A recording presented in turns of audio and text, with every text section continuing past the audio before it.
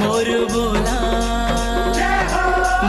बोला के मनुभावन महीना सावन आगेना।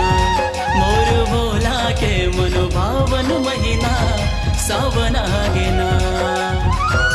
गंगा उतर के जैसे पावन आगेना। गंगा उतर के जैसे पावन आगेना।